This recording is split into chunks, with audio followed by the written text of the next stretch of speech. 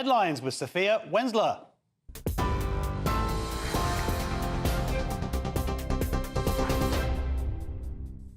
Josh, thank you and good evening. These are your headlines from the GB newsroom at 11 o'clock.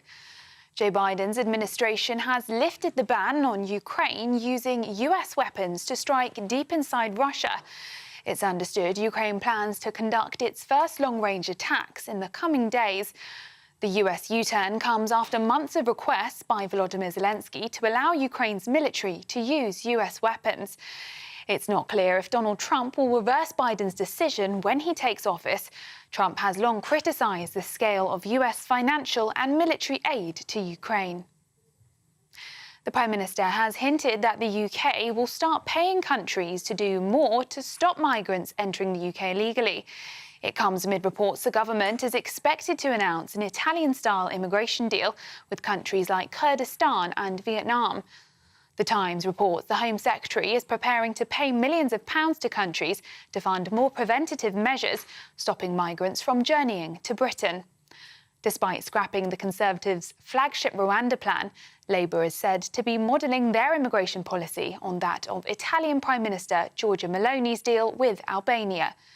When asked directly about paying countries to stop migrants leaving their own countries and heading to the UK, Sir Keir Starmer said anything else we can do to stop people leaving in the first place is the right thing. Meanwhile, there are reports that Donald Trump's team are looking at plans to deport illegal migrants to Rwanda. Following the scheme that was drawn up by the Conservative government, the president-elect is reportedly considering a number of different countries to send illegal immigrants to.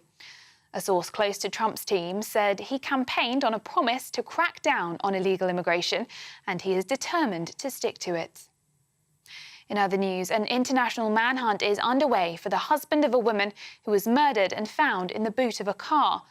24-year-old Harshita Brella was discovered in London last Thursday after police received a call from a member of the public concerned for her welfare. Police are now searching for Harshita's husband, Pankaj Lamba, but he is thought to have fled the country.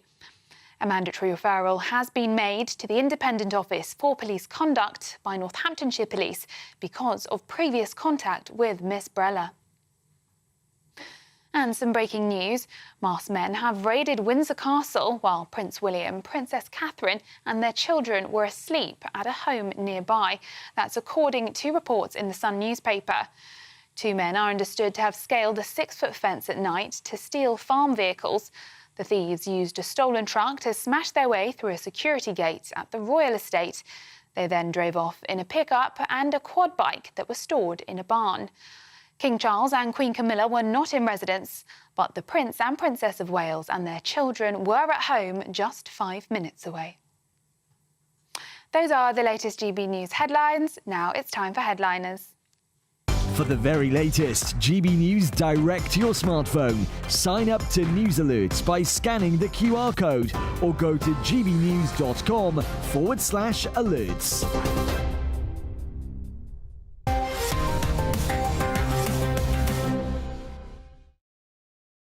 Hello, welcome to Headliners, your first look at Monday's top stories with 3 comedians. We're going to have a quick taste of what Kerry and Paul will have to deal with on Monday's front pages. The Telegraph, Biden gives green light for strikes in Russia. The Times, Starmer wants to build a new rapport with China. The Eye, move as close as possible to EU in Brexit reset. The Sun, Windsor raids as Wills, Kate and kids slept. The Mirror, manhunt. And the Daily Star, I'm a celeb yeti, get me out of here. Woo! Plenty of news there. Kerry, let's kick off with the Telegraph. Let's do it. Top news on the Telegraph. I had a lot of energy there, and I feel like you really went down 3 levels. You want to do it again? Woo! A lot of news there. Let's go with the Telegraph, Kerry. OK, then. So, the main headline on the Telegraph is Biden. Do you want me to do it more enthusiastically? All right. Biden gives green light. No, it's not happening. It's not going to happen, Josh. You can keep trying all you like. Biden gives green light for strikes in Russia. So this is basically that Biden has... This is the power of Trump before he even gets in, isn't it, really? They've realised that Trump might stop this, and now Biden is having a last-ditch effort to try and help Ukraine as much as possible by giving them long-range missiles, and apparently he's given them the green light. I didn't know there was a traffic light light system. But apparently there's some big green light comes on, so we're fine now. But it's also in response to North Korea, who have joined Russia in the battle. So, of course, now it's being recognised that North Koreans. Sorry? Up to 100,000 North Koreans. There's 100,000 of them. That's quite a few. And they've been slowed down a bit by porn, we learned, I think, a week or two ago, because they're not used to seeing it. So I think that's what you should do, is drop more porn on them. Is that true? Yeah, porn is slowing them down. They've not experienced it before. Yeah. So they're having unbelievable stuff. It was, yes. They've probably never seen white women before. I was going to say no one saw that coming, but I've got to be very careful how I say that on this programme. That's still allowed, right? OK. Yeah, I think so. So that's part of the reason. Is it only fair, really, because Paul, with that escalation in terms of what's happened with North Korea, also, if it is coming to an end, the idea is that, Russia's up their game. They are also bombing much deeper into Ukraine than they have been recently. So it's kind of... And also, does it mean that the UK are going to allow our missiles to be used? Oh, there's so much to unpack here. First of all, I'm not... we have a situation in the States where there's like almost 2 months between a president incoming and a president outgoing. You'd like to think, particularly on massive military stuff, that they'd have some form of alignment. There'd be some generals that are overseeing this. This feels like it's two different... We don't know what Trump's going to do. We have an idea. Well, that's the point, is that Trump's very unpredictable. Well, that's a good point. It's an aggressive move. Now, it seems an aggressive move to me, at least, in the sense that, how does bombing Russia continue to help the Ukraine? Now, you could argue... how wars are fought. Yeah, I would have thought there'd be some help. But are we not just at a stalemate at the moment anyway? Are we not just reigniting this? No, we're not. And Russia has made serious advances. And if there is going to be peace in the next year, as Zelensky is saying, then really it's about both of them escalating their game to try and capture as much territory or hold on to as much territory as possible. So when they go into negotiations, one side is in a better position than another. It's a horrible truth. I think that was the Thatcher thing, wasn't it? That you can only negotiate peace from a position of strength, which seems to be true. I'd like that not to be true. Yeah, but it does seem to be the case. From weakness, but it doesn't happen. Yes, wouldn't that be good? Sorry, I just want to go into the other story because this is, I think, very important. Tackle violent crime, not tweets, Starmer urges police. Do you want to start on this? You know what? I thought this was fascinating. I heard the previous show talking about this. Obviously, we were reading it ourselves backstage. The idea that Starmer's saying this is fascinating to me because it feels to me like it's the sort of thing he's been encouraging. It feels like it's the philosophy of the Starmer left. However, now we... the evidence for that? Well, beyond sending to prison a bunch of people for tweets. Yeah, other than all the things that he's done so far. However, he's probably looking at this thinking, the optics are terrible, and B, you cannot keep policing people's words. It's so expensive, particularly when there is so much other stuff going on, burglaries, rapes, murders, all these other things that people really want their politicians and police forces to focus on. I'm sure they're not getting ignored, but it feels, from an optics perspective... So, Kerry, this is encouraging, right? I think what happened was he went in so hardline, and it's come back and bitten him on the backside with all these silly arrests going on, minor incidents. There's one we'll come to, of course, with Alison Pearson, the Telegraph story and so on. But at the same time, it's not a case of saying that, therefore, ignore all tweets. If a tweet is a threat, and we know of one personally, in our business, of a comedian who carried out an open death threat to a woman. Jewish woman. Yes, exactly. And as far as we can tell from it, nothing has been done about that at all. Still gets and booked yet, in comedy clubs. Yeah, right. So it's not a case of don't police tweets. If a tweet is a genuine death threat, then do something about it. Yes, certainly. Yeah, I mean, I would suggest that this is a sign of the people around Starmer, at least, now listening. And maybe he started watching GB News. Do you think that's what it is? I think we've changed his we've policies. Convinced him, and he's like, you know what? Can't see it. If Josh and Paul and Kerry are talking about it, I better get on top of this now because they've got the pulse. We've got a lot of power, haven't we? This is almost certainly happening, isn't it? Yeah, exactly. Right, let's move on to the Times, Paul. Yeah, so Starmer wants to build a new rapport with China. China. So this infers that it sort of there wasn't this rapport previously. No Prime Minister, UK Prime Minister has met a Chinese leader for 6 years. That is very true. However, that's because much of the West treats China with scepticism, and rightly so to some degree. They're sort of intellectually, electronically, all sorts of different ways they're our enemy. or someone to be sceptical or fearful of in some way. So we have to tread very carefully. They're not our buddies. They're not our buddies, and we have to be very careful. Not mine. I'm not sure what he means by rapport. In my mind, I mean, there's some sort of link between Starmer's communism and China's communism, but I'm sure that's entirely untrue. Starmer's communism? That's such a ridiculous statement. No, there's debate about it when they are going to be the next world superpower.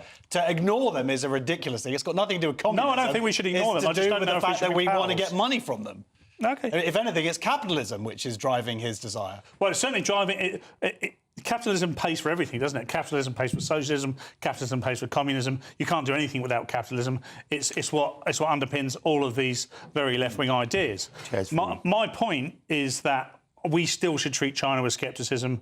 And I'm not suggesting we don't have a rapport with him, but I do believe that we have to be careful. I mean, Kerry, that chair was made in China. My chair is falling. It's made in China. This is the joke chair, isn't it? Whoever it gets might this... be that, China controls that chair and it's deliberately sort of That's what's pushing going on here. I heard a news item earlier on today. It was audio, and it said... I turned it on, and it said, she has said he will talk to Trump.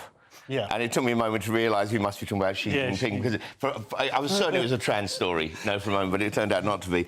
Well, look, Starmer's a pragmatist, for all these faults and so on, he is a pragmatist. He'll talk to leaders, whatever their views, spend time over with Maloney and so on. And I think he's right to open talks with Xi Jinping. But, of course, we're wondering what's going on below all this, because, of course, we're looking at the tariffs that Trump might bring in. And now we have to sort of position ourselves to decide whether we're going to tie in with America and push further away from Europe, or what the Labour Party might do is push closer to Europe and closer to China for trade agreements. I just want to get into bed with everybody. Tariffs. That's what I want to do. Well, you can. I think, Josh. We can There's a little try story it. at the top here. Young jobless told to take up training or face losing benefits, Paul. Yeah, really interesting. And the sub-story to this is that so many young people are on benefits as a consequence of what happened during the pandemic. A lot of kids didn't rejoin the education system. A lot of kids that maybe were on apprenticeships didn't continue Mental health issues. Huge mental health Loads issues. of those. Absolutely. It's in vogue, so isn't there's it? a lot more to this than just kids on benefits. This is a good thing, right? Surely they should go at least do some training. They shouldn't just be expected to just have handouts, right? There should be some... I think apprenticeships make a lot of sense, actually. Yeah. And don't forget, just as they were their dying embers of the Tory party, they were talking about national service and so on as well, which seems an extreme move, but of a type where young people can do different types of work and learn skills. I don't think it's a bad thing, actually. All right, fine. Let's go on to the Daily Express then, Kerry. OK, then we will do. Time to take up a new diet. Labour, war on farmers is threat to food security. So, really, this is talking about whether the farmers decide to strike and refuse us all food, which is possible. But at the moment, they're not claiming they're going to do that. So this isn't like a real threat at this moment. But I think some people are talking about it. You are? You just talked about it. I just heard you. Definitely There's definitely a farmer in this article. Are you a farmer? Are you a farmer? He said, I'm going to do it. I'm going to stop making food. When did and you you're all become going to such starve. a farmer? Never used to be like this. There's growing... What farmers are growing at the moment is disgruntlement at the government. And the government paid out the train drivers. And they said, we need to get the country moving. That's the priority. The question is whether they will take the same approach with the farmers, which it doesn't look like at the moment they're going to, because they're saying, no, we're not particularly interested. And whether we're going to end up on a very short food supply with something... They're saying something similar to the early pandemic when, everyone, for a little while, everyone was saying, it's like wartime, because we couldn't buy toilet paper for about 3 days. Well, that's it. Are the farmers going to grow toilet paper? Yeah. I'm not sure what they grow in the UK. Is it turnips? We grow lots of things in the UK. Lots of vegetables, avocados, fruits, that's all I care about. Grapes. We grow sheeps. We grow sheep, do we? We grow cows. You see them all over. Don't tell me we don't. I see them all over the field. We've got another story coming up, though. But yeah, this is slightly concerning. Like you say, they haven't pinpointed exactly which farmer. It just says some farmers are threatening to go on strike.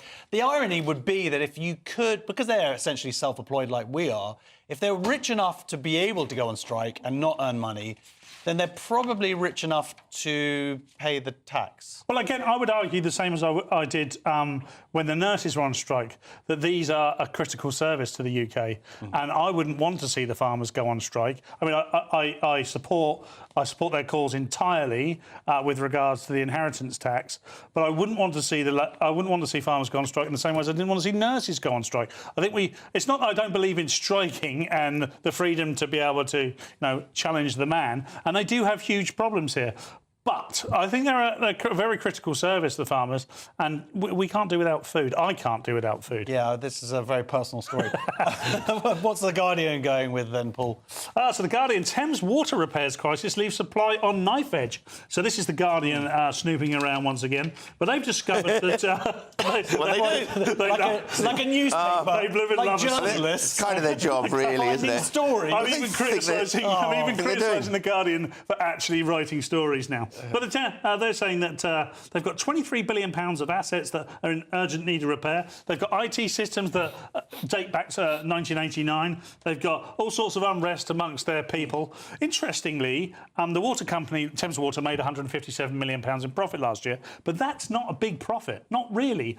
And I looked a little bit further, and They say they've got £1.8 billion worth of cash in the business that will see them through to the spring of 2025. Well, if it takes £2 billion to keep your business afloat for 6 months of the year, if your profit is 160 million, I'm not sure how they continue to go. But what you're not factoring in is all the dividends that they've been paying out, the billions of dividends they paid out to their foreign investors as well. So sure. This money has just been taken out of the UK, not put into what was needed, and now taxpayers are going to pick up the bill. Yes, and they've been taking all kinds of cuts in their operations and so on. And of course, we had all the scandal of the amount of poo going into our water in the rivers and so on. Yummy. I don't think particularly a good look for Thames Water. I did mention on this programme, I think I mentioned on this programme some ages ago when I saw a Thames Water van pull out outside my house, and 4 members of their staff got out drinking Evian. And I thought that was or is it Evian, whatever you pronounce it. But what a terrible advert that was. Yeah, I mean, give us water. We need water. Right. We need water. That's all the front pages. Plenty more stories still to come. Who is Nigel Farage taking to court? Who might farmers not want support from? And why are so many asylum seekers going to Pride? This is Headliners, only on GB News.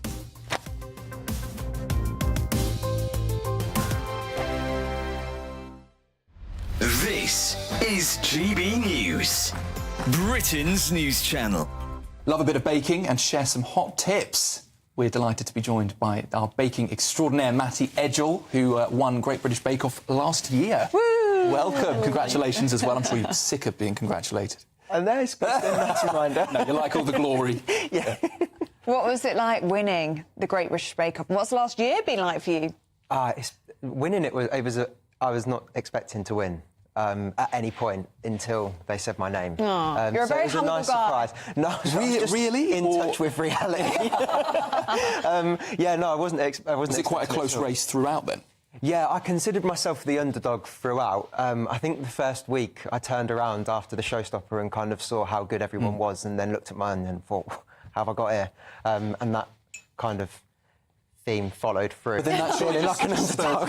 Yeah, it did. Actually, I'm going to get better throughout this. Yeah, I think it made me kind of like really tune into the feedback that they was giving me and trying to embed that throughout. So that's probably why. Could you feel yourself improving as the series went on? Definitely, and I think also like kind of simultaneously my confidence improved at the same time, and then that like little bit of belief in myself probably helped out as well.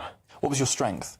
Biscuits, cake, bread? I think cake's my strength. Cake. I think cake, typically if you start baking, that's probably where you start, isn't it? So that was what I knew most. How did you start baking? I've been asked this so many times since... You don't know. I attribute it to my nan. Sweet. But yeah, I would say, I think most people probably attribute it to like a grandparent or something that they maybe done with like their parents when they was growing up. So I'll give it to my nan. Or the major lockdown baking boom. Yeah, banana bread. Everybody all over the place, don't it? It's good. Yeah, it's really good. I love a banana bread, even now. GB News, the People's Channel. Every Saturday, 10 till 12, we'll bring you all of the news that you need to know. We'll also remind you that there is so much to smile about. It's my favourite time of the week. I get to relax, enjoy some light-hearted stories, and let Ellie teach me about fashion too. That's Saturday Morning Live, every Saturday, 10 till 12. Only on GB News, Britain's news channel. In the GB newsroom, we bring you the news as it happens. With our team of dedicated journalists across the UK. We're ready to keep you up to date with what's happening every half an hour, every single day. Bulletins here on GB News.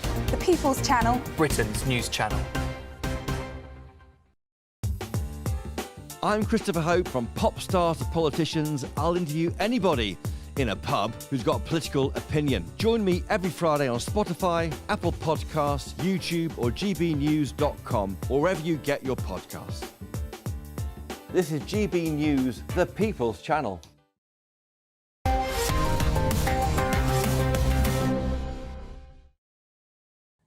Welcome back to Headlines. I'm still Josh Howie, and I've got Kerry Marks and Paul Cox with me.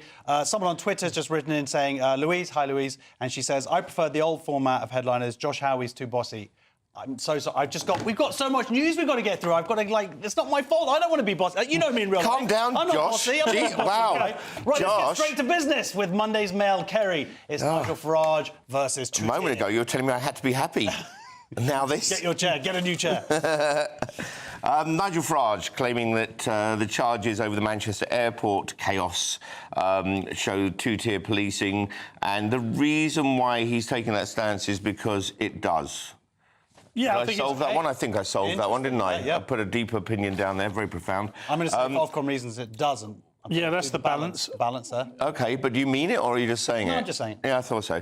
So to remind people, it was the incident that happened in Manchester Airport back on 23rd of July, which at first we saw an awful video of a policeman kicking a man in the head, and then later on, as more video came out, and we had a clearer picture of what actually happened, it was more the other way around, and these two men attacked the police, punched him repeatedly, punched a policewoman, broke her nose, carried on punching the other policeman, and so on. So it was a very nasty incident that you would have thought the police would have done something about by now. What they have done about it by now is though, isn't it? nothing. Well, yes, if you want to be They exact were able to about move this. very quickly for other things as we have seen since then.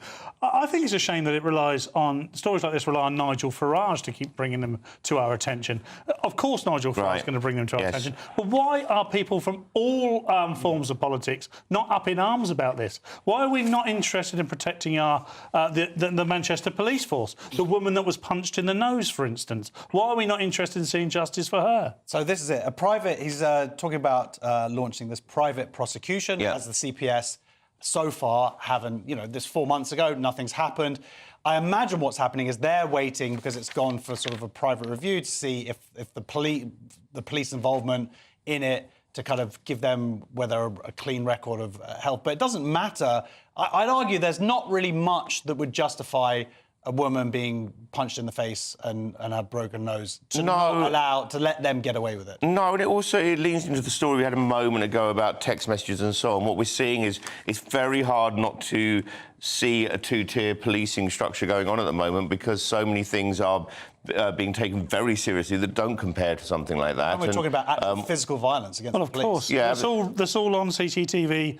We got to see it in sort of several parts, and we saw one part of it which showed a slightly different story for our purposes, and then we saw the whole thing. But it's becoming increasingly impossible to argue that there isn't a two-tier system within our policing at the moment. Yeah, and to even say there's two-tier supposedly makes you far right, according to Which is Guardian madness. Yeah, it is.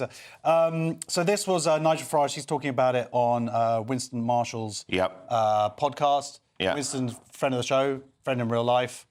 General friend. Great podcast. Great podcast. Yeah, great podcast. Watch it. Listen to it. Listen to it. Watch it. Feel it, I would say. Exactly. And But it's got nothing to do with the fact that his dad owns the channel or anything like that. It's just he's a good guy. Do you know what? Winston actually came to a gig and one of the comics was doing jokes about Mumford & Sons.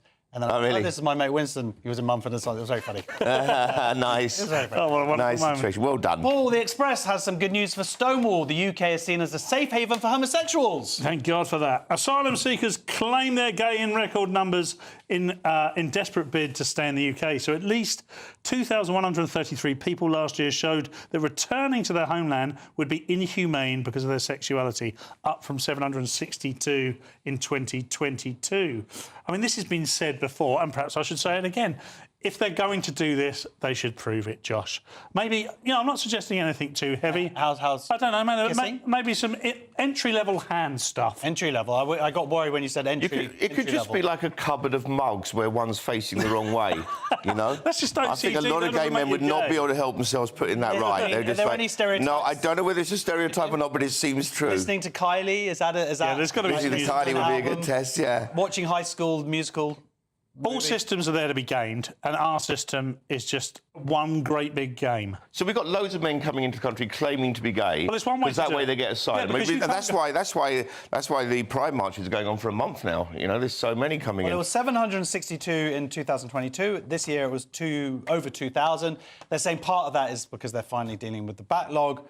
But what a reversal! What a reversal, though, from the oppression that went with homosexuality, that people weren't able to admit it, and now people are claiming it, claiming to be gay in order to get into the country. It doesn't say out of how many. If that was out of 10 million people, I could believe that number. That would seem a realistic number. Well, actually, maybe 10 million is far too large. Even if it was out of 1 million people, 2,000 of them turned out to be gay, and you wouldn't want to send them back to Eritrea or Afghanistan. They're fine with Afghanistan. They do lots of homosexual lots of hand stuff. No, but they do it at secret. I believe there's Gay Thursdays, and then you can sort of seriously, in a lot of Middle Eastern countries, like Gay Thursdays, because on Friday you sort of admit your sins. I didn't know whether that was a joke or real, but there were stories coming back from Afghanistan as well about that. But Josh guaranteed real. So basically, we've got people coming into the country pretending to be gay. We've got a country where people are pretending to be women. And if we carry on like this, somewhere in the future, everyone will be pretending to be everyone else. Well, you also have a lot of people pretending to be Christians or saying they're converting to Christianity, and that's why they're being persecuted. We do. So we have a lot of gay,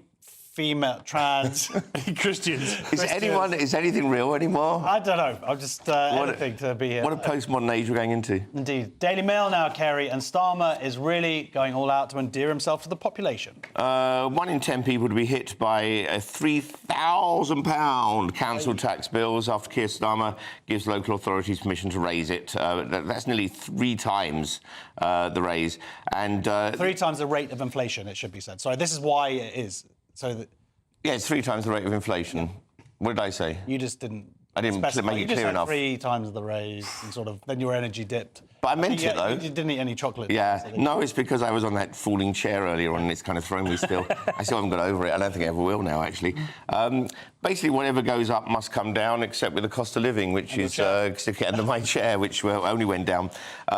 It's part of the Labour policy of making life as unaffordable as possible and increasingly fleecing us all, however they can. So, I don't see. I would like. I'm willing to pay more money for for the council tax, but I want more for it. I want the dustman to come into the house and get the bins rather than take them outside. I don't want to take the bins out if I'm paying £3,000 a month.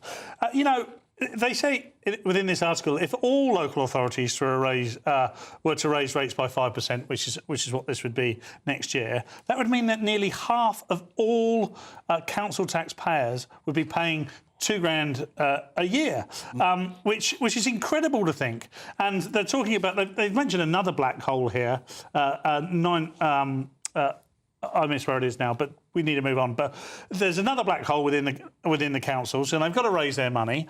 Now, I don't know. Because they've been underfunded. Yeah, because they've been underfunded. But they never really say within these stories. They certainly don't within this. They don't say exactly what they're going to spend it on. They just talk about black holes. We know through the OBR that not all black holes are supported by statistics within the OBR.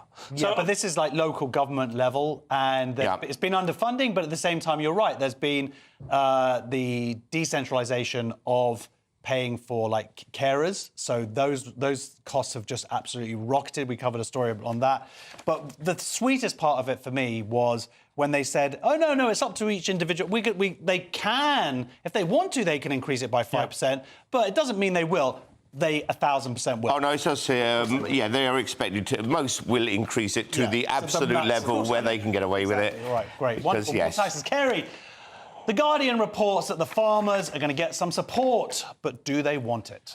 Yeah, this is so very Guardian. Far-right groups plan to hijack farmers' protest in London. This is basically the Guardian trying to meddle in and suggest that the March of Farmers is going to have the far-right in there. And so in order to sort of demonise the march before it even happens, I think, they mentioned that Tommy Robinson might go along to it, which, of course, he went along to the march against anti-Semitism, and because they didn't want it to be politicised, they told him to leave. But they're also mentioning Nick Griffin, the former leader of the British National Party, has posted a picture of himself with the broadcasters in the Broadcasters Oxfordshire pub. But then they didn't have a problem with Nick Griffin associating himself once again with the pro-Palestine marches, you know. And by the way, the Ayatollah as well. That wasn't a good look. You know, sometimes you're going to get people, bad actors, get involved in this. I wouldn't say sometimes. I'd say pretty much every time you're going to, whether extreme lefts or right. Yes, you're going to get some bad actors come in. Bad actors, they go in. You have the SWP attaching themselves to any type of march that they deem acceptable, even if it's got nothing to do with them. I mean, yes, and this could all blow up anyway. It's hard to know where it's going to go at the moment, because I think I have a suspicion that's a bit cynical, that I think the government feel or expecting that urban people aren't going to be that bothered about the rural people, which often happens. And but this is not going to be the same as fox hunting. No. Do you know what I mean? That was one where the urban world sort of went, oh, well, whatever. This does feel like a cynical attempt by people who support the Labour budget or the Labour policy on this particular thing to sort of slightly undermine the march in some degree.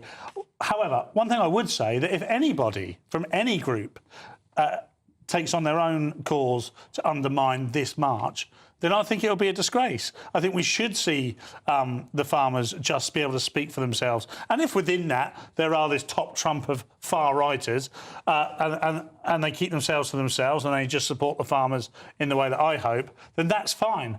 However, it does feel to me there's a sense of cynicism about this. Anyway, well, they're also complaining about conspiracy theorists as well. Like, oh no, we're kind of conspiracy theorists of the march. They are there. They believe that this is part of an attempt to sort of force farmers to sell their land, and then we don't have any control over food supplies and whatnot. The thing is, this is all happening on Tuesday in London. Yeah. That just means if you are a hiker, Tuesday's the day to go. Right. Yeah, absolutely, yeah. Walk all over those fields. If you ever wanted to cuddle a sheep like me. Exactly. Much more still to come, including why going trans will get you a baby and why a rock's racist. This is Headliners, only on GB News.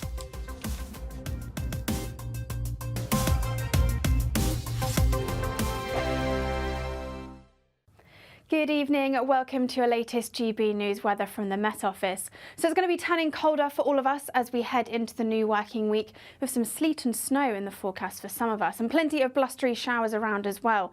This is all thanks to this area of low pressure that's moving in from the northwest towards the UK as we go through into the start of Monday and Tuesday. Back to this evening though, a bit of a mixed picture across the UK. Plenty of cloud, some outbreaks of rain sinking their way south and eastwards across the southern half of the UK, but further north staying a little bit drier. Plenty of clear spells around, some blustery showers across the far north of Scotland. These likely to turn to sleet and snow over the hills, and it'll be a really chilly start to the morning across parts of Scotland, perhaps as low as -4 or -5 in places. So this could mean some icy stretches, so do take care during Monday morning's rush hour. But further south, a bit of a milder start to the morning, plenty of showery rain around, this perhaps turning heavy across southwestern parts of England.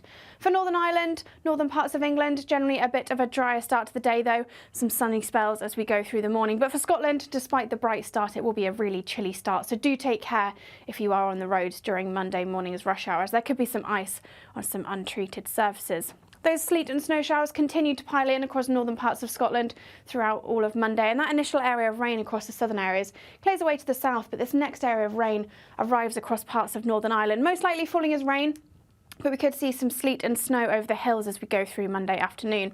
Some sunny spells across eastern areas through the afternoon, but feeling really quite chilly here. Temperatures only around 2 or 3 degrees, but just holding on to that milder air further south. To start on Tuesday, we could see some disruptive snow across northern parts of England, most likely falling over high ground, but there is a chance that we could see sleet and snow to lower levels, so do take care if you are out on Tuesday morning. But Tuesday afternoon, there should be plenty of sunny spells around, but still plenty of blustery showers, particularly across the northern half of the UK, and it will be feeling cooler as we go towards the middle part of the week, with temperatures well below average for the time of year. Hi there, I'm Michelle Dewberry and I'm going to take a second to tell you all about my show, Dubes & Co. We start off with the issues of the day. We then bring in both sides of the argument. We get rid of the disrespect. And then you throw me into the mix. And trust me, I'll tell it exactly how it is. And then, of course, the magic ingredient, you at home. We mix it all together and what have we got, in my opinion, the best debate show in town. Monday to Friday, 6 till 7 on GB News, Britain's news channel. Good Afternoon Britain isn't just about us. The wonderful thing about this programme is it's about everyone watching. It's an interactive programme. Well, there absolutely is something to see here, and we're going to be talking about it more. Whether it's breaking royal news, Will, please bring us up to date, or indeed a particularly punchy speech in the House of Commons. Very, very curious. We bring it to you live, and then we bring you live reaction as well. That's Good Afternoon Britain, weekdays from midday. Only on GB News, the People's Channel, Britain's news channel.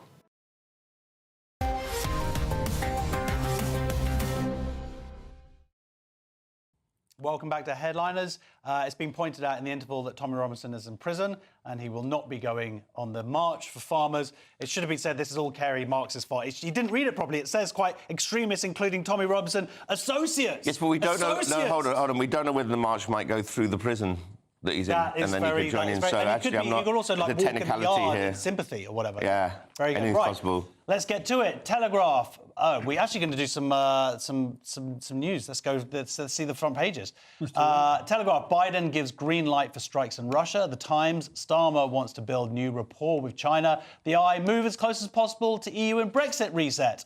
The Sun. Windsor raid as Wills, Kate and kids slept. And the Mirror. Manhunt. Finally, Daily Star, I'm a celeb yeti, get me out of here.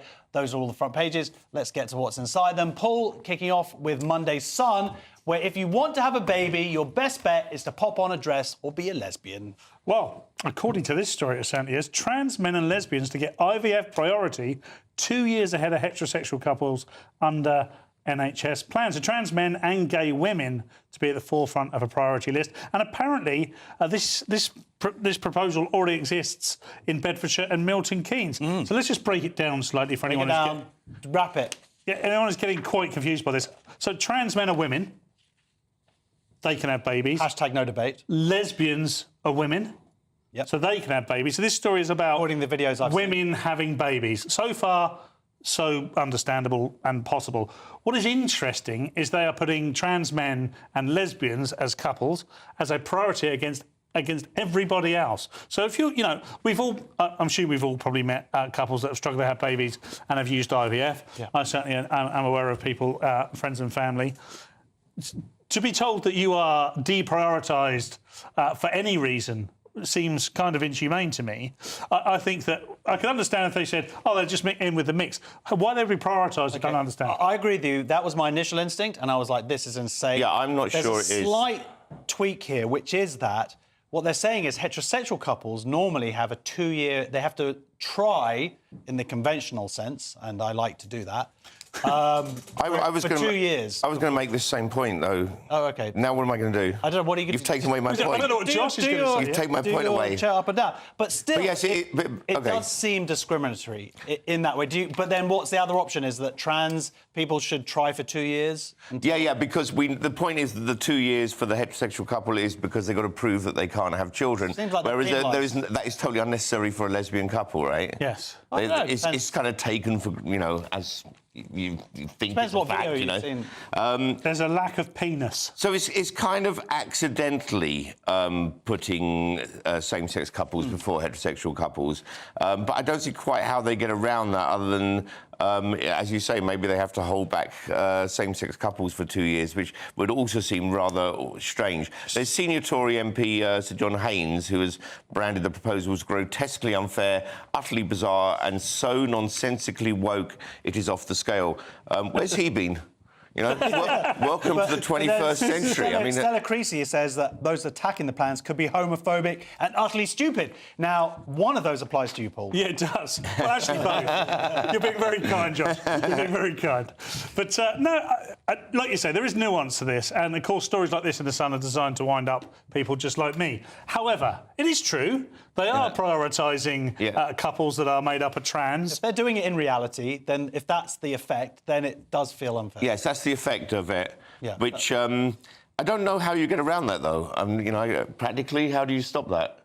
Well, I think all you do is you end up being unfair then to same-sex couples, saying you're not allowed to have children or have IVF for 2 years. Yeah. Huh? It's a dilemma. This is why I'm not in government. I don't like these ones. I can't solve it. OK, Express next, Kerry. And who's taking the strata of racism to the next level? Well, this is a much more important story. And finally... Strata! lovely geology work. Would you like to cough strata again? Just get out your system before we carry on. This is an important story, and finally, people are beginning to realise that geology is racist. Yes. And it's lucky this has come up. It's not only racist, it's linked to white supremacy, and this is coming from an academic called Dr. Catherine Yusof, who's a geography professor at the Queen Mary University, London, has made these claims. If you remember, just a few years ago, we were told that maths is racist, punctuality is racist and colonialist. And I think we've all had this before with geology because drilling is manly, it's patriarchal. I'm all about that. But we've moved from patriarchal now to it's... yeah, exactly. So I think it's lucky that someone's come along and realised that we have to stop all this drilling and we have to stop all the geology and maths and punctuality and, Yeah, Paul, should this be more person respectful. be anywhere near education? No. No is the right answer. I'm not into cancelling, but I might have to make an exception. We need to find them a job in a library somewhere, just get them to read books. Please don't teach people stuff. I love how they always put together white supremacy and racism. Like, you can't have the two separate. You could be racist and not think that white people are supreme in any way. I mean, come on, guys. But it's always the same reason, isn't it? Historically, white people have built the bedrock, the building blocks for things that have taught us a lot about the modern world, a lot about the ancient world, and therefore it's all considered racist because white people are involved. There's not a lot you can do about it. You can't go back and just kill all white people. Oh, no, you can't. Yes, no, absolutely not. you. I'm glad you said that. I feel relieved. But she's labelled it geotrauma, which I think is hilarious, and it's within a white supremacist praxis. What on earth does that mean? I think that geotrauma is a great name for a punk band. Yeah, really? Yeah. This story... I'm going to call my new Edinburgh show Geotrauma. This is also 2 years ago. Her idea is that... so 2022. It's so 22. Her idea is that colonialism also involved geology, which, of course, non-colonialism also did. It's like it's everywhere. Sex and getting dressed also happened during colonialism, But that doesn't mean they're necessarily colonialists. But this kind of ideology in the sciences is a real problem. Huge problem. It's a huge problem. We've got Dr. John. Well, what's it doing in geology? Is geology digging itself a big hole? I'm going to end on that one. There we go. Right. Moving on to The Guardian, which has a story about increasing Islamophobia. Do you want to add to it, Paul? Well, I'm going to try my best, but not in the way you think. Oh, okay, not in the way you think. Muslims, off to a good start, face bleak and dystopian climate in UK, says head of think tank. So immediately, a load of buzzwords in there that we know this is going to be an interesting article. Shabana Begum, unrelated, I'd imagine. Don't mix them up. Yeah. Shabna. Says... Shabna, sorry. OK, why not? Begum says racist riots will return if Islamophobia continues to be an acceptable currency in politics. Failure to challenge it at its root causes will cause more racist riots. Now, I think... quite the opposite to what she thinks, funnily enough. I think that we, instead of nipping everything in the bud and turning a blind eye to everything, we should be discussing openly what impact Islam has had on British culture, British society, and in doing so, we will prevent riots that way, because we will bring everybody into the debate. At the moment, what we're saying is anybody who questions it in any way is racist. Yes. So, and not dealing, nothing is, I imagine, well, it's certainly nothing mentioned in this article, whether it is mentioned in the report or not, is any underlying factors here in terms of mosques spreading hate, in terms of... Racist. Not talking about the hate that's been on these marches. They sort of refer to them as ceasefire protests, but the reality is there's been a huge amount of racism expressed on these marches as well from Muslims, not all Muslims, but from some Muslims. Does this report deal with any of that? And the ceasefire marches started before the war. Yeah. Didn't it? It was like the next day, it was already going on, and the next day after October the 7th, so it's not exactly a ceasefire march. Yeah, exactly. Look, I think, obviously all violence and hatred is horrible and wrong, but as you're saying, there is a major cultural shift taking place, and therefore there has to be a discussion about it. Definitely all violence is wrong. You know, I'm a pacifist, as I'm sure are most rubbish fighters, I think it's interesting the word pacifist has the word fist in it, by the way. That's kind of an unfortunate place for it. Building the material live on there. Yeah, she's talking about the marches, but the marches, as you say, that there have been flags waved and shouts that are extremely violent, but also what we saw is, at one point we had Muslim children were leaving schools, young children leaving schools with their teachers to go out and shout for Intifada and River to the Sea and Jihad. At the same time, Jewish children were being told not to go to school with their blazers to expose themselves because they were in danger. There was something very wrong going here, and I would like to hear some more of the voices from Muslims. I agree, and I think it's horrible that Muslims are suffering any forms of hate and so on, but I would like to hear more of a discussion about Islamism going on in the Muslim world and hear more how Muslim people feel about it and stands against it. But there's no point saying all Muslims are bad. Well, 100% agree. Well, no, of course.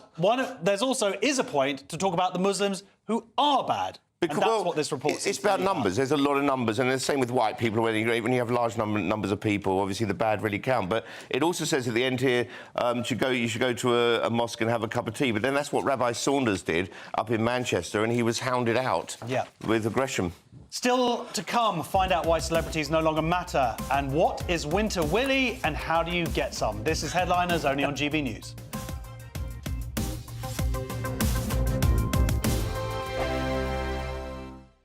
Sunday with Michael Portillo from 11, only on GB News.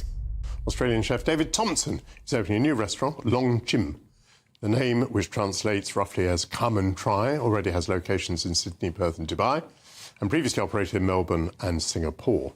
It marks a return to London for Thompson, whose Belgravia haunt Naarm closed in 2012, but that earned him accolades, including, in 2002, the first Michelin star awarded to a Thai restaurant. So you've mentioned Bangkok there. What is your love for Thai food? Describe to us why you think Thai food is such a great cuisine. It's endlessly complex and satisfying. It just resonates on the palate. For me, as a cook, it offers a challenge, and the way that you cook it is you chase taste. You don't follow a recipe, you follow your sense of taste. And so with all these dishes that you'll taste today, but also in the restaurant that we're opening, it's all about a sequence of taste and seasoning that has some balance. What is this dish? This is something called Gengari Gung, which is an aromatic curry of prawns. Lovely looking prawns, yes. They're not too bad. And it's with something strange called water bamboo, which we found up in Chinatown just the other day. And it's a perfect accompaniment. I'll just take a little. Yes. Describe that perfect accompaniment to me again. Water bamboo. What is it? Water bamboo, yeah. And you would not know of it, because I didn't know of it that much either. And it tastes like a little bit of like young coconut meat. So it's perfect with these prawns and this curry. And what you need to have with this curry, because this is the way that Thai food works, an interplay of flavours. This little cucumber salad on the side, and that helps to bring out the spice and the sweetness and the savoury quality. I must say, all of this looks so lovely. GB News, the People's Channel. This is Britain's Newsroom, where your voice matters. It's just astonishing. With expert analysis and honest opinion, we don't just keep you informed. We bring you unique perspectives you won't see anywhere else. Can't argue with any of that. When the news happens, it happens here. On Britain's Newsroom, weekdays from 9:30 a.m. Only on GB News. If you want your news to be straight talking... This is a nightmare for the Conservatives again. Down to earth. It's not just Nottingham where this is happening, is it? And most importantly, honest. Hard-working, middle-class taxpayers, they'll get the book thrown at them. Then catch me, Martin Daubney, Monday to Friday, 3 till 6 p.m. on GB News, Britain's news channel. Every Saturday, 10 till 12, we'll bring you all of the news that you need to know. We'll also remind you that there is so much to smile about. It's my favourite time of the week. I get to relax, enjoy some light-hearted stories, and let Ellie teach me about fashion too. That's Saturday Morning Live, every Saturday, 10 till 12. Only on GB News, Britain's news channel.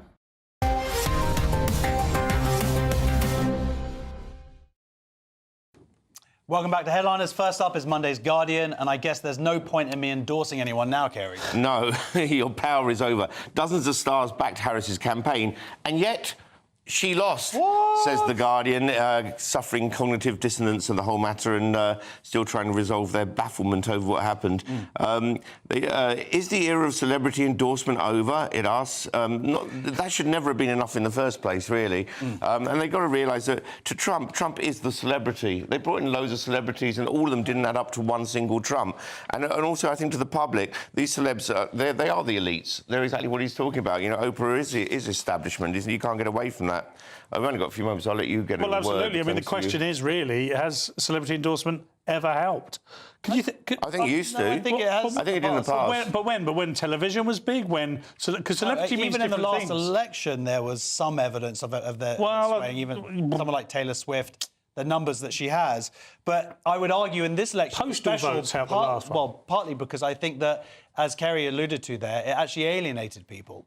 Having these celebrities. If it was an anti-elite election, then these were the elites. And they started. Interestingly, Sylvester Stallone just came out and did a big sort of... Trump's. Did you see that speech? Yeah, he did, yeah. Oh, really? Yeah. OK, no, I've not seen that yet. Paul, The Sun has a story about BBC star Simon Evans.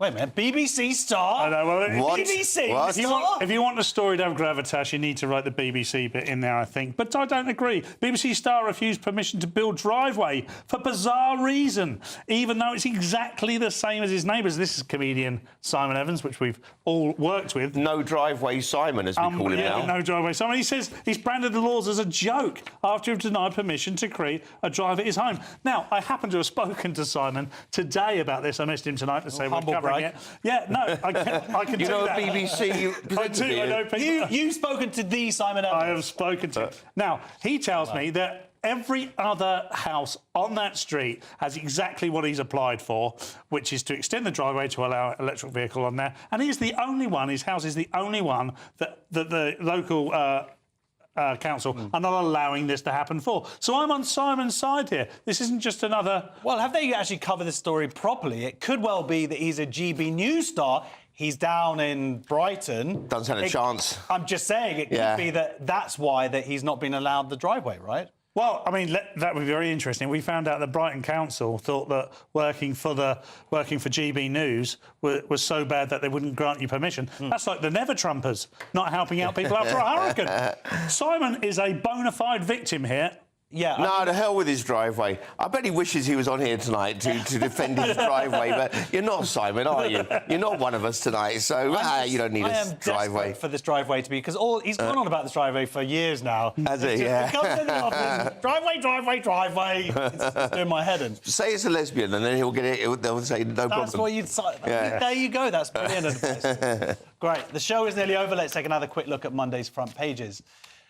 We have The Telegraph. Biden gives green light for strikes in Russia. The Times. Starmer wants to build new rapport with China. The Eye. Move as close as possible to EU and Brexit reset. Business bosses urge Starmer. The Sun. Windsor raid as Wills, Kate and kids slept. The Mirror. Manhunt. The Daily Star, I'm a celeb, Yeti, get me out of here. That's it for tonight's show. Thank you very much to my guests, Kerry and Paul. Simon Evans of the Driveway fame will be hosting tomorrow night at 11 p.m. with Cresta Wetton and Leo Kurz. And if you're watching at 5 a.m, then make sure you stay tuned for breakfast. There we go. We did it. Lovely. Oh.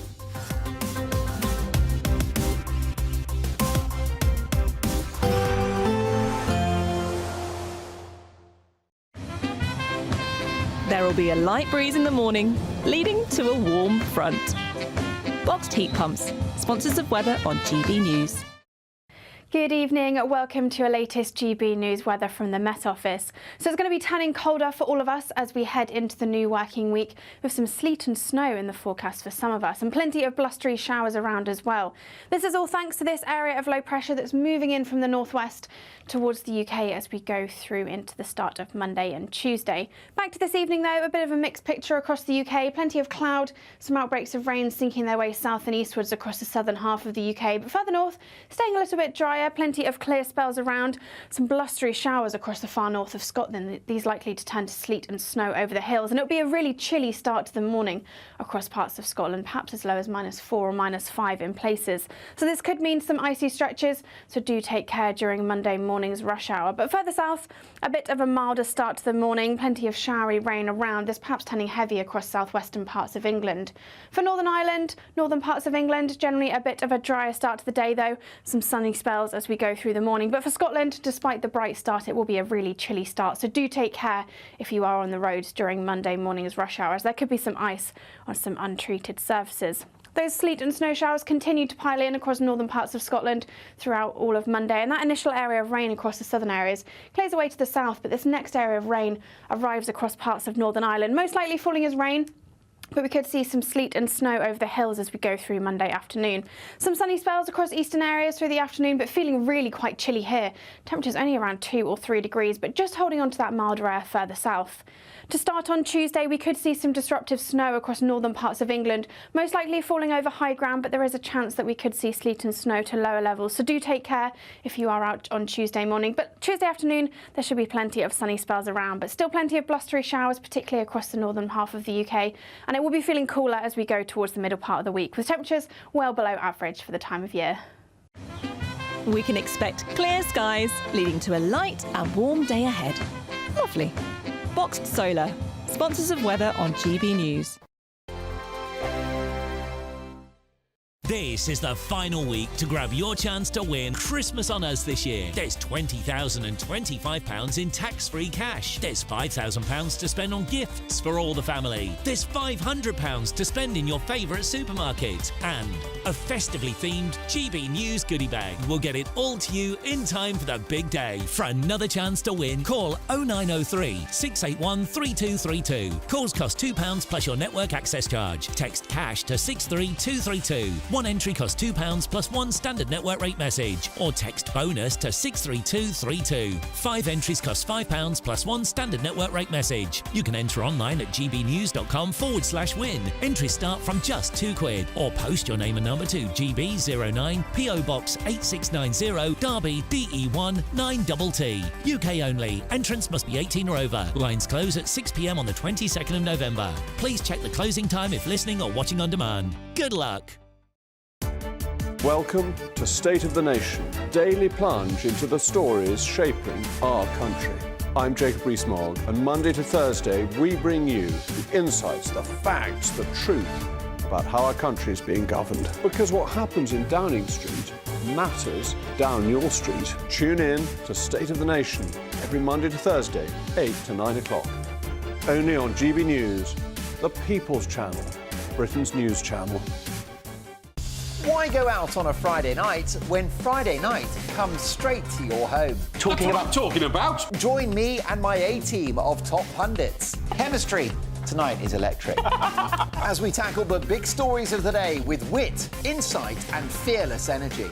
Man of the people. It's all vibe. Just a filing cabinet on wheels with a tie on. So, order in Friday Night Live with me, Mark Dolan, every Friday at 8, only on GB News, the People's Channel, Britain's news channel.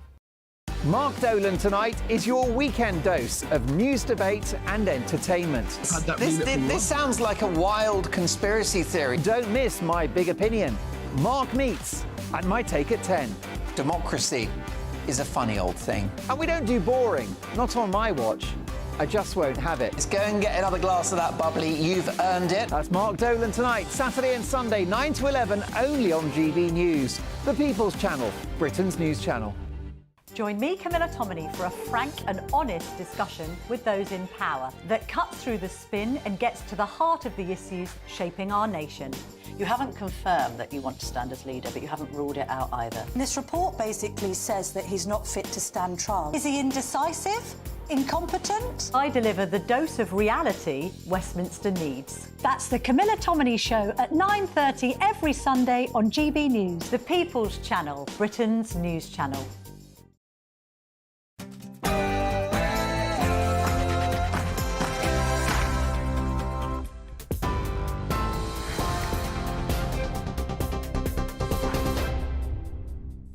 Good evening, I'm Sophia Wenslow with your headlines at 7 o'clock. Some breaking news to start with. Joe Biden's administration has lifted the ban on Ukraine using US weapons to strike deep inside Russia. That's according to Reuters news agency. It's understood Ukraine plans to conduct its first long-range attacks in the coming days. The US U-turn comes after months of requests by Volodymyr Zelensky to allow Ukraine's military to use US weapons. It's not clear if Donald Trump will reverse Biden's decision when he takes office. Trump has long criticised the scale of US financial and military aid to Ukraine. Meanwhile, Sir Keir Starmer has no plans to speak to Russian President Vladimir Putin.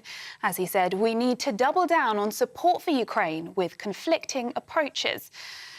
The Prime Minister pledged that Ukraine was top of the agenda at this week's G20 summit of world leaders and told reporters that there's got to be full support as long as it takes. Our political editor Chris Hope is on the Prime Minister's plane and has sent this report. Another week, another globe-trotting trip for our Prime Minister, Sir Keir Starmer. Last week he went to Baku in Azerbaijan on a 5,000-mile round trip for a green conference. This week he's off much further, twice as far, to Rio de Janeiro for a G20 summit of world leaders. But it couldn't come at a more important time for the Prime Minister, because top of his agenda is concerns about the war in Ukraine and evidence that international support for Ukraine against Russia is flagging. He knows it's important he's there to make that point. Britain has been a firm ally of Ukraine since the beginning of the conflict, 1,000 days ago this coming Tuesday. He told us on a flight over here, I think it's really important that we double down and give Ukraine the support it needs for as long as it needs it. Also at the G20, he'll make the case for more wider cooperation on controlling migration. That's a key point of why the PM goes on these trips for FaceTime with world leaders. Reports over the weekend say he's looking at an Italy-style deal, maybe to return migrants to where they've come from in return for public money. We're told that that's not necessarily where he is right now, but certainly working more closely with other countries to stop people making these perilous journeys across mainland Europe to the UK is the way he wants to get to. Maybe communications schemes and other ideas to work with them. But with migrant crossings up to 32,000 already, up 1/5 on last year, Sir Keir Starmer knows he's got no time to waste to tackle the migrant crisis. Christopher Hope in Cape Verde, en route to Rio de Janeiro. And in other news, an international manhunt is underway for the husband of a woman who was murdered and found in the boot of a car. 24-year-old Harshita Brella was discovered in London last Thursday after police received a call from a member of the public concerned for her welfare. Police are now searching for Harshita's husband, Pankaj Lamba, but he's thought to have fled the country.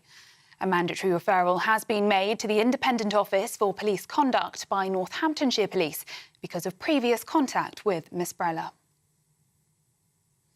Those are the latest GB News headlines. More in an hour. For the very latest GB News direct to your smartphone, sign up to News Alerts by scanning the QR code or go to gbnews.com/alerts. A journalist is visited by the police for a tweet, there's an exodus from X to blue sky, and a professor claims that geology is racist. This is Free Speech Nation.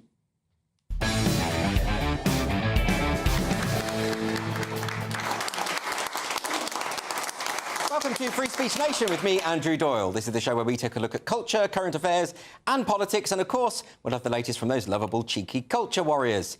So, a Telegraph journalist is under investigation over a post on social media from a year ago, and the opposition leader, Kemi Badenoch, is calling for a review into hate speech laws. According to a geography professor, the study of the Earth's rocks and natural resources is racist. We're going to be talking about that later on.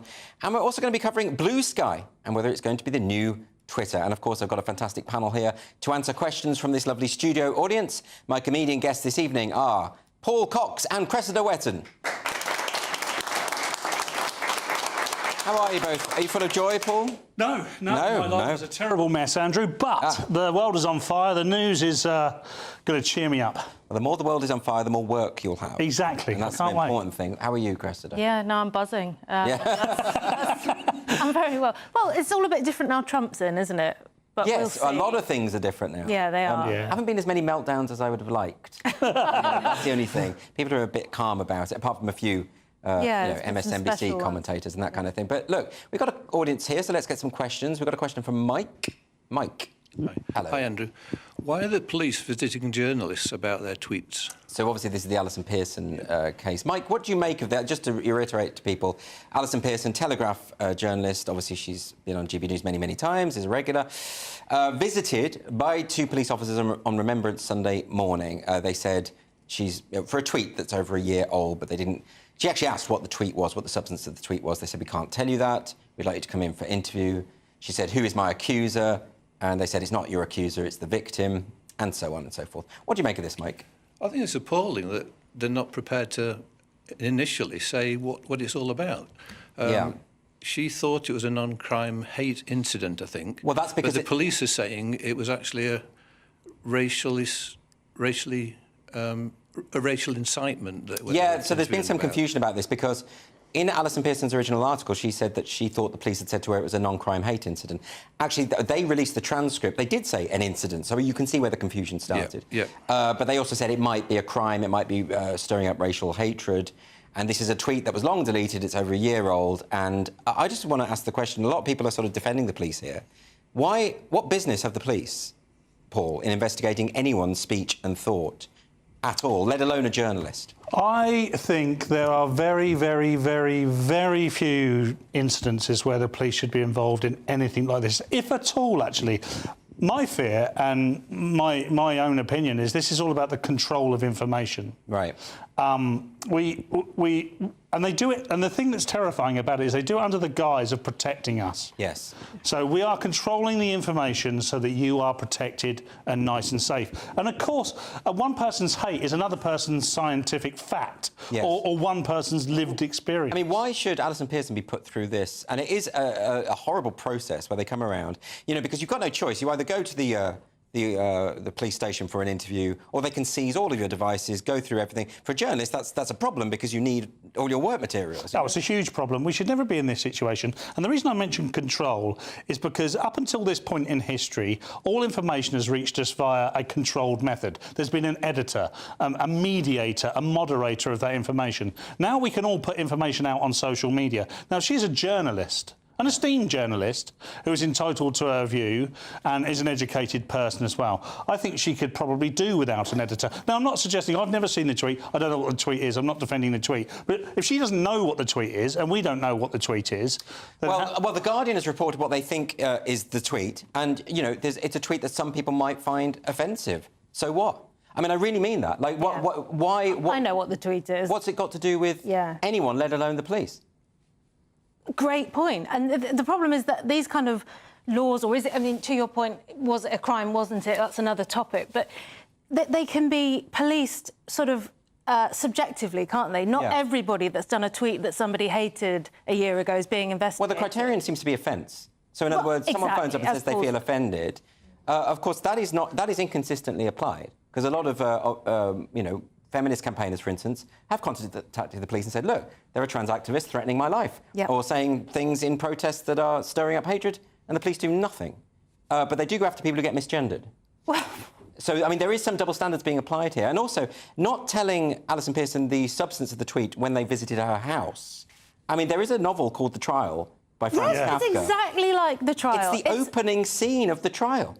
That's what happened. That's exactly Two police what it officers is. turned up to arrest him. He says, what have I done? They said, you don't need to know. And Joseph Kay didn't have a body cam either. And honestly, for all my family this year for Christmas, I think I'm just going to get them a body cam each. Don't get out of bed until you've put your body cam on. It's the new Links Africa. She doesn't have the transcript that the police have got, which I think is really infuriating. You know, she was obviously in a state when she got arrested. It must have been incredibly stressful, and then afterwards didn't have exactly the words. No, that's right. She wasn't arrested, by the way. Sorry. But they've said that they are potentially investigating. There's a lot of confusion about this, but ultimately I think once the police are visiting people for something they've tweeted, I mean, that's a sign of authoritarianism rising, and we need to be vigilant, I would suggest.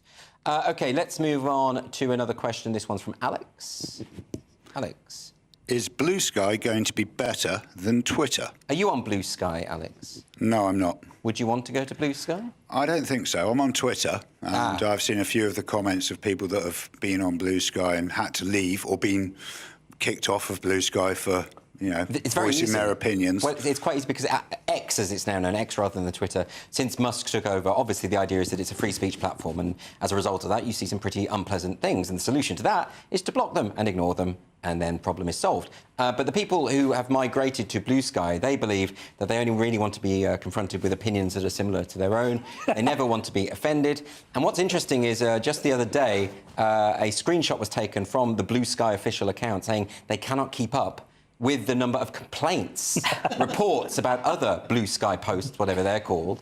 So in other words, Cressida, the kind of people who've migrated to Blue Sky, in their thousands, lots of Taylor Swift fans apparently, they're all busy reporting each other because someone said something that slightly disagrees with them. I think they're very busy boys and girls. Yes, and non-binaries. And non-binary, of course, yeah, quite right, Andrew. Be careful. And many other report you for genders, that. of course they will. Luckily, I'm not on it. Yeah. If I do go on it, I think I'm going to have a sock puppet account. It's just ridiculous, isn't it? I call myself the people. There's that graphic, by the way, of Blue Sky saying in the past 24 hours we've received more than 42,000 reports. Wow. And to put that into context, in all of 2023 they received 360,000. I mean, they've had this massive exodus because of Trump's victory, and a lot of people seem to think that the way to address losing an election is to do precisely the things and double down on all the things that made you lose the election in the first place, which is not talk to anyone with a different opinion and just call everyone racist. That seems to be the tactic there. Oh, it is the tactic. It's all they've got, it would appear at the moment. There doesn't seem to be any intelligence implied here.